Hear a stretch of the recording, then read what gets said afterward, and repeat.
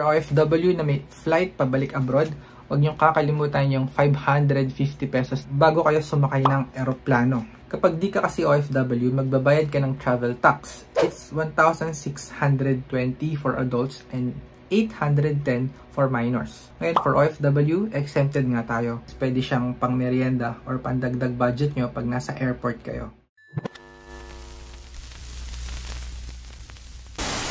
Hi guys, kamusta? My name is Ronald, isa akong OFW dito sa Singapore. In this video, i-share ko sa inyo kung paano nyo kukunin yung travel tax sa NAIA Airport. Ito yung 550 pesos as an OFW na refund na makukuha mo as cash. Hindi kasi siya nagre-reflect sa ticket mo online.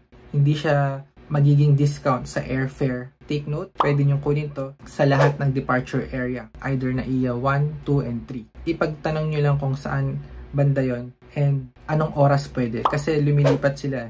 Kapag late na, nandun na sila sa loob ng departures. Hanapin nyo lang guys. Ang requirements kasi is yung OEC, passport, and flight ticket. Yung OEC dapat guys printed yan. Hindi pwedeng soft copy para makuha nyo yung refund. I'm confident naman kasi na ang OEC pwedeng digital copy na ipakita sa immigration.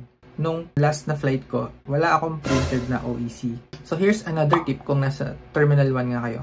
Pumunta lang kayo sa maliit na office ng Paldon Station para sa OFW. Nag-o-offer sila ng free printing. I-email mo lang dito yung OEC mo and then ipiprint na nila para sa'yo.